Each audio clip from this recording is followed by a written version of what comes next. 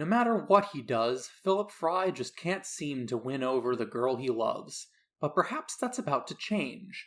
When the Planet Express crew stop to refuel at a truck stop, a hungry Fry purchases an egg salad sandwich from a vending machine in the men's room.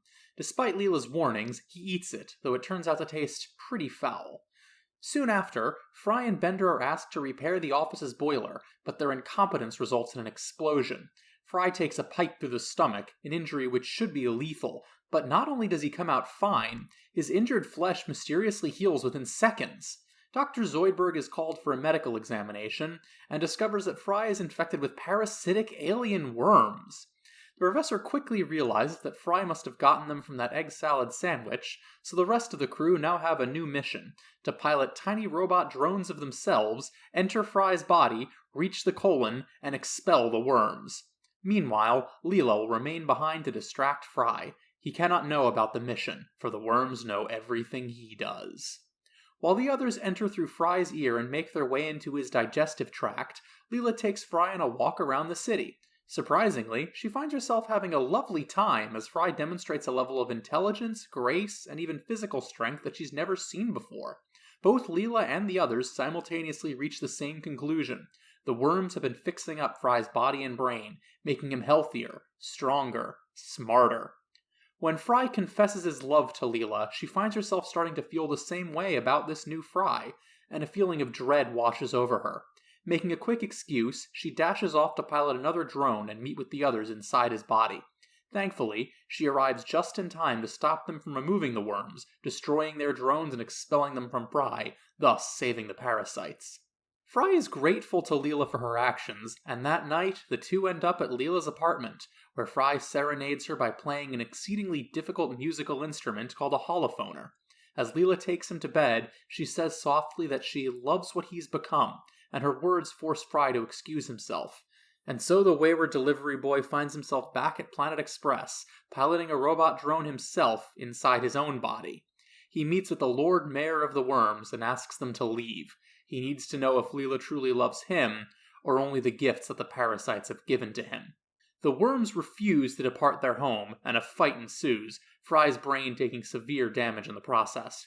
As he threatens to destroy his own brain entirely, killing the worms along with himself, they at last back down and depart, and Fry is returned to his old self. He goes back to Leela, who is irritated with the return of his old awkwardness, and kicks him out. Fry tells his best friend Bender that he's resigned himself to the fact that he'll never truly win Leela's love, but as he sits at home, alone with his holophoner, which he now only plays like an amateur, he's unable to keep his mind off of her, his admiration and adoration keeping hold of his heart. Welcome to Space Podcast 3000, where the future is in the past.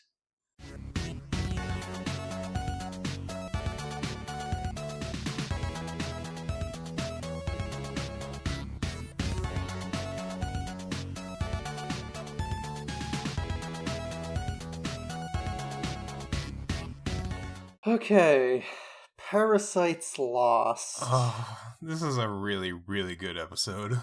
It's good. It's bittersweet in a good way. It's a classic. Well, technically speaking, with a show like this, all episodes are classic, but I think this is one of the... Honestly, I think this is one of the best episodes in the series. Quite possibly. It's really good. Although, the title's a bit weird, because it's, an obvious reference to John Milton's... Paradise Lost, yeah. Mm-hmm. But, there's no connection aside from the pun. Right. Which, I mean, it's a good pun. Yeah, sometimes episode titles are just puns to be puns. I guess, I'm just racking my brain trying to figure out if there is any connection between this story and Satan, but... Well, there's a mention of Satan. Well, he probably has a nice colon. I guess so. But yeah, despite the title, this episode is definitely more just Futurama's take on the Fantastic Voyage, the famous 1966 film. And it feels like every cartoon's done a Fantastic Voyage homage at one point or another. What do you guys think? When was the first time you saw one of these? I saw the Fantastic Voyage. I'm at a loss for this, I guess. I don't know a lot of classic things. I know for me, the first time I saw this type of a story, this very explicit homage, was an episode of the Rugrats, which like, it's weird because characters have to shrink down and enter another character's body for whatever that's what reason. it is. Yeah, I've seen Yeah. that. I don't know. I guess Jimmy Neutron might be one of the more iconic ones I can think of. Yeah, like I said, it feels like every cartoon has done this, and it's like... SpongeBob's done it. Yeah, you grow up in like the 90s or the aughts, and you become familiar with this weirdly specific plot, and you might not even know the movie that it came from. You've probably seen this before you've actually heard of the Fantastic Voyage itself. So it just seems like one of those weirdly specific tropes that cartoons end up using, like the body swap episode, or... Right. Or, like, pretty much all of them have this homage to, like, Wizard of Oz. Yeah. Which was a bit more overt, where they go to this world and they see all these different people. Magic School Bus has done it more than once. I was gonna mention, like, this whole episode really had a kind of a Magic School Bus vibe to it, because they're, like, in this machine that goes inside, but it's not really the ship itself that helps them shrink down, but... Well, I have to wonder how much of the Magic School Bus was inspired by the Fantastic Voyage. Although, fun fact, to write a novelization of the movie, do you know who they hired? Who? They commissioned the legendary science fiction author Isaac Asimov. Oh. Yeah, and he was actually dissatisfied with the original book, so in 1987 he ended up writing a reboot, Fantastic Voyage 2, Destination Brain. Reboot did an episode of that as well. It's one of those obscure facts about this famous movie that not a lot of people know that I like sharing, because I'm an Asimov fan. I have a whole bunch of his books. I've got the entire Foundation series. I've got a bunch of the robot books. I have both of the big complete stories volumes that they discontinued after only 2, only collecting like a quarter of his total stories. It's just funny that there's that connection between this famous movie and then this legendary sci-fi author who was just, in this case, farmed out to write a novelization of a movie. And then he wrote a sequel, sort of. Well, again, it was more that he was just not happy with how the book came out, so he decided to write... It was more of a reboot that was entirely his original story. Destination Brain. Yeah. It's also much harder to find a copy of it than the original book, unfortunately. That happens a lot, yeah. where other, like, reprints and stuff can be harder to find. Yeah, that's how it goes sometimes. Well, I think I've heard... Isn't there an upcoming TV adaptation of his Foundation books? Or did that already start? I don't know. You'd have to look that up. So it actually premiered last year. I don't know how I missed this. Yeah, Foundation is an Apple TV Plus thing. Okay, yeah, that would explain why I wasn't aware of it. Yeah, that's the same reason I haven't played Fantasian. Yeah, all the exclusive stuff. It's really annoying. I mean, if it's exclusive to a service that, like, everyone has, like Prime Video or, you know, Netflix or whatever, fine. But who the hell has Apple TV Plus? Yeah, it's why I haven't seen the Animaniacs reboot yet. Wasn't that Hulu? That was Hulu. I think so, but... Yeah, but Hulu, it's like you have to pay for Hulu and then you still get ads. Yeah, that's the thing that keeps me from paying for Hulu. Like, I'm not going to subscribe to a service if you're still going to advertise to me on the service that I'm already paying for. It's like having ads on the dashboard of a video game console. I've already spent hundreds of dollars on your machine, and you're still advertising shit to me? Fuck off. Or when they have ads in the game that you already paid $60 for. It's like, at least make it a cheaper game. Yeah, right? Like, I think there was a fighting game, I don't remember which, where they were actually, like, in a patch, they added product placement and in-game ads as this whole thing. Like, they would have the characters be sponsored by real-life brands, and, like, players freaking hated it. And I'm not sure if they removed it in the subsequent patch, but I remember reading about that. Yeah. That sounds like something that happened, but I can't name exactly what fighting game it was. Yeah. But, like, God, Apple TV Plus is just... I am honestly really mad at Apple TV Plus for having the exclusive distribution rights to the Wolfwalkers. Oh, yeah. That's another thing I need to watch. Because that is a really, really fantastic movie. And I am 1000% convinced that the only two reasons that it lost the Oscar to Soul. One, Soul is by Pixar and they're a big name. Two, nobody freaking saw Wolfwalkers. Like, if people had actually seen it, it would be so much bigger than it is. And it's just so infuriating. Yeah, like, I think a lot of people have seen that one, the song, Running with the Wolves, because I think that was posted to YouTube. Oh, it's a beautiful scene, but yeah, and we've gotten way off topic. We've gotten way off track. Let's get back to the heart, the love muscle. So I like the background gag at the beginning of this episode where they're flying on historic square root of 66. Yeah, what is that anyway? It'd be like 24 something. The square root of 66 is 8.12 for going on for a fair bit. It's not an integer. Yeah, it's 8 and change. But it, the Route 66 pun, I like that. It's a good little joke. There's a lot of really good jokes this episode. A lot of really fantastic dialogue. You have some great lines in this, but it starts off with just this really absurd situations. Like, where would you have a truck stop in space? Because they're traveling on this thing. They're playing that shitty Convoy song from the 70s. And I mean, Kid Cosmic, the second season, they're in space at a truck stop. Right. Well, I mean, if you're going to go with the whole, the road trip aesthetic, you gotta have truck stops. One stop, truck stop? I mean, it makes sense that there would be truck stops in space if it's such a big thing and there's so many people traveling in spaceships. But it still uses that old aesthetic of the truck stop where you go in the bathroom and it's a crappy bathroom. It's honestly, if they had a stop like that, if you had an actual station between areas, because that's what the talk of the moon is using that as sort of a stopgap station between the Earth and Mars.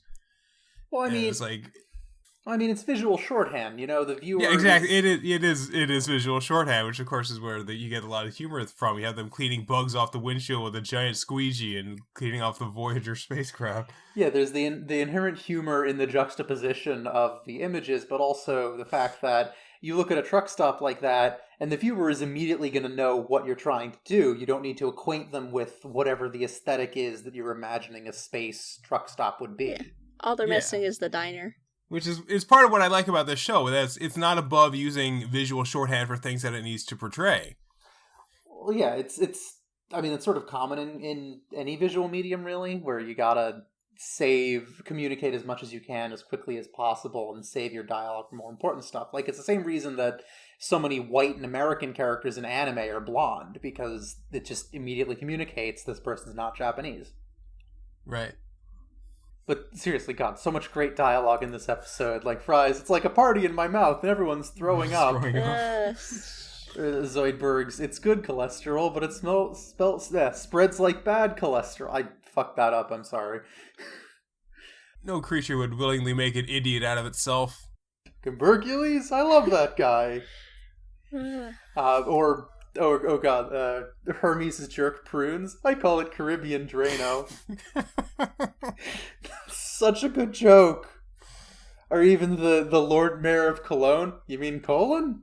If you ever want to have a good time, search Google for people mistyping cologne as colon. I love the smell of my boyfriend's colon. Oh my god. Oh my god. Or there's one pair of lines in this episode that, they're not even that funny, but for whatever reason, they're still the most memorable bit from this episode to me, even after all these years. And I still remembered them even before rewatching this episode, and it was the whole, they know everything he knows. They know how to make ice cream soup? Ice cream soup! I don't know why that sticks out on my mind so much. Ice cream soup is just melted ice cream, probably. Melted ice cream. Creme anglaise. I mean, I've heard there's a way that you can make a like either a muffin or a cupcake or something, just using ice cream and flour. Yeah, it's because it has pretty much all the ingredients for a cake. So it's just ice cream, melted ice cream and cake, and then you mix it and bake it. Or melted ice cream and flour. Yeah, like that's like you mentioned the ice cream soup, melted ice cream, that's one thing. So it's a useful You can't thing. use it to make a frosting, though. Probably not, no. No, there's hacks that try to say, oh, you could whip it into a frosting, but no, it doesn't have enough fat. So Scruffy's back in this episode. Scruffy. Janitor. Well, and Fry and Bender don't recognize him, forcing him to reintroduce himself, as in that way. Which makes this the second time, so this is now officially a running gag. Right. And the lazy blue-collar laborer character is also back, and this seems to be where he really picked up his vocal tick of unnecessarily adding S's to the ends of his words. Ah. Like, I guess it was sort of a thing earlier, but this is where it really took hold. He needs to have something interesting. I think the more important introduction to this episode is the introduction of the holophoner. Oh yeah, that would continue to be a thing. I think it's an interesting instrument. Yeah, because it's very futuristic. It is this thing that kind of creates things, which is really kind of in tune with the idea of music itself. You would start off just like playing existing ideas, and then from there you can kind of play on that yourself and come up with your own things. But now you're adding the visual element, which is so much more complicated that you have to focus on actually creating these things in 3 dimensions. So when Leela explains that there's only a few people in the universe that know how to use it and they're not very good at it, you believe it. Because this thing seems insanely complicated to do. Yeah, although that one bit seems to have been retconned later, although not explicitly, more in a uniqueness decay sort of way. You know that thing where, like, you introduce something in a series and it's like, oh, this is really unique and, it's the only one. And then a few seasons later, like, everybody has one. Like right. Keyblades in Kingdom Hearts, or here, the holophoner. Or alicorns. And, like, I remember by the end of the Fox run of the series, there's, like, a tutor teaching children how to play the holophoner. Lightsabers in Star Wars. I guess it becomes more popular. I mean, that's something that could happen, that the instrument becomes more popular and more people want to learn it. Or from a writing standpoint, they realize that they had a really cool idea and they want to expand on it. Yeah, it's one of those things that catches my attention. So in this episode, Zoidberg gives Fry a colonoscopy, and it's like actually presented similarly to how you would do a real colonoscopy. Minus, euthanasia. Or not... Minus, not euthanasia. God, what's the word? Anesthesia. Anesthesia. A little anesthesia. That's the kind of mistake I would expect Zoidberg to make. I'm nursing a headache. Get me some slack. Of course. You need some euthanasia for that headache. Oh my god. But no, seriously. And also the prep work didn't do the prep work for it. Yeah, I've had a colonoscopy before. The colonoscopy itself is not that bad. It really is the prep work. Yeah. Just you poop yourself basically inside out. And it's not fun. Did you have any bones left by the end? It's just so much. I mean, you got your bones and basically nothing else. By the end, you're still pooping, but it's entirely liquid. Yeah. So they make you basically take the Caribbean Drano and then... Pretty much. I didn't refrigerate the Gatorade I was drinking, and it was so bad drinking room temperature Gatorade. It was awful. I will not do that again. Yeah, when I did it, like they mentioned Gatorade with the doctor in specific that I had specifically recommended like this one brand of powdered lemonade, saying like Gatorade, the flavor is not strong enough. This is much stronger taste. It still was not nearly enough, and it tasted horrible. Whatever I took, it tasted fine. It was just that it was room temperature. Ugh. Yeah, no, this was just had this foul taste, but it was what they gave me.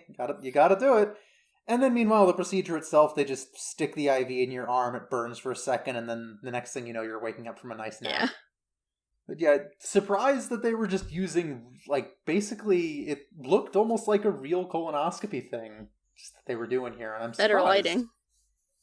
Yeah, well. Gotta show the visuals. I also love that with, like, the tiny ship, how the crew just has their planning meeting at this tiny version of their conference table, instead of just doing it before making their tiny duplicates. I like that. I just like the idea of the tiny robots. It's like, why would it seems like a strange idea? Like, it's like, okay, well, I guess we don't want to add too much difficulty or too much challenge if they do get damaged or killed. I don't know. It's like they're trying to avoid making it too serious. The fact that they would go in there and Leela basically kills them eventually. So I guess they were trying to mitigate sort of the problems that would Leela cause. killing everyone. It's like the anthology all over again. Right? Yeah, she's got a dark streak. A little bit, yeah. And then her apartment is just so Spartan and underfurnished. It's like that meme. It's like that meme's like, men live like this and think it's all right. It's like, I mean, to be fair, Leela doesn't strike me as someone who'd be very good at interior decoration anyway. true. I think she'd at least have, maybe some paintings of animals, since she really seems to like them. Yeah, she does like animals. She's always reading the books and things. True point. Maybe some Norman Rockwell prints. At least a little litter box for Nibbler. Yeah, I'm surprised we didn't see Nibbler at her apartment. Maybe they have a litter box in the bathroom. I know some people do that. Or maybe it just lives at the Planet Express building. So we gotta talk about how they're depicting the inside of Fry's body, because it's really funny. I love the design of the Parasite City. It just looks really cool. Yeah. Yeah, it's almost like this futuristic kind of a thing, very sleek and almost alien. Which, technically, it is. I mean, even like the stuff inside Fry's body itself, like an elevator leading to different parts of his body. The brain, the lungs, the liver, the ballroom. Which, you could kind of assume that the Parasites had those installed, so they could get around easier. Maybe. Pee is stored in the ballroom. Guess where I've been. Yeah, I guess we know where Zoidberg got that sperm mount from. Zoidberg riding a sperm like a horse is such a goddamn funny image. Yeah. I also really like the touch about how, after his sword fight with the worms, Fry does the fencing salute. Yeah, that was a nice little detail. So, one thing I want to point out, despite what's said in this episode, the worms aren't really parasites. Just definitionally, they're not parasites. Yeah, because there are different types of symbiotic relationships, and a parasite is a symbiote whose presence is actively harmful to the host. The worms, meanwhile, they don't seem to be hurting Fry at all, and in fact they're providing benefits to him, so they're less of a parasitic species and more of a mutualistic one. That is... unless there's something that they're doing that we aren't aware of. I mean, if there were, harms that they were doing to his body, we probably would have seen it in the episode. Unless you count just building things inside of him as harmful. I mean, it didn't seem to really be doing any kind of and lasting damage, It was a case of they have an environment to live in inside of him, and they make his body healthier. Worms, icky. They just seem kind of like real-life gut bacteria and, just your actual microbiome, how you have all of these little microorganisms living inside of your body. Yeah, your microbiome is super important. Mm-hmm. In fact, interestingly, about 10 years after this episode aired, researchers discovered there is in fact a relationship between brain bacteria and gut bacteria. Neat. Like, intestinal health has a direct influence on mental health and vice versa. They say The Simpsons keeps predicting the future, but this is one instance where Futurama did it. Yeah, I think I saw, one of those, articles that are 10 times Futurama predicted the future. One of those, Watch Mojo top 10 videos. I don't think I watched it, though. I just saw it on, Rex. They have, a top 10 video about everything on that site. True. Yeah.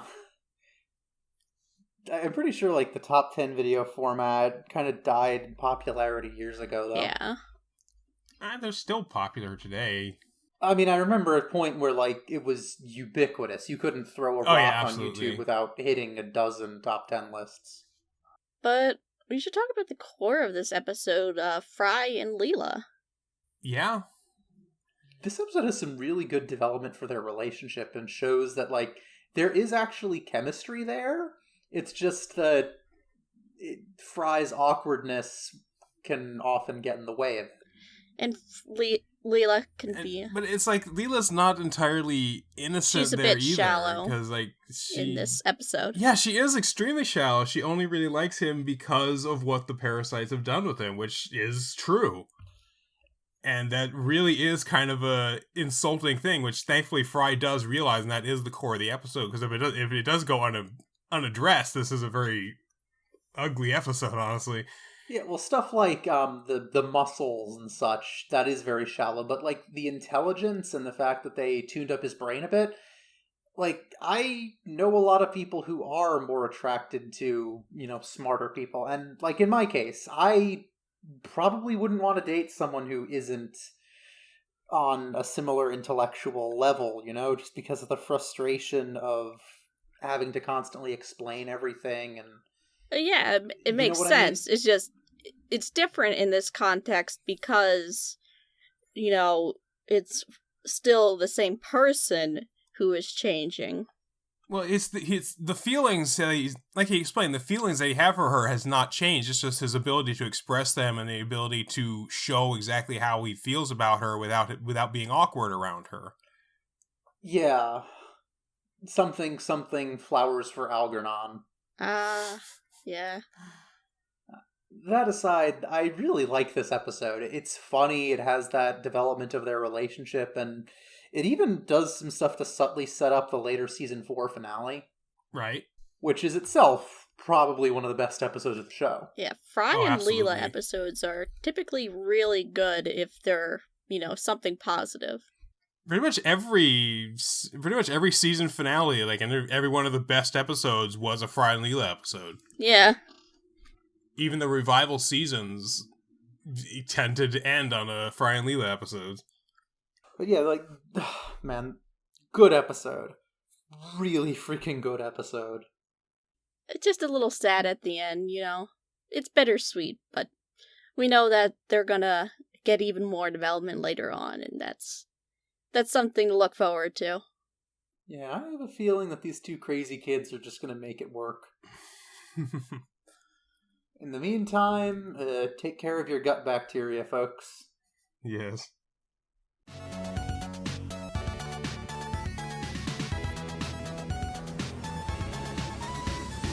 Thank you for listening to Space Podcast 3000. Your three voices of the future are Nova Altman, Doug Hancox, and Eden Valerie. The theme music is Voxel Revolution by Kevin MacLeod. You can support the show and listen to new episodes a full week early at patreon.com/SpacePod3K. Follow us on Twitter at SpacePod3K. Be sure to join us next time as the Planet Express crew save Christmas in A Tale of Two Santas.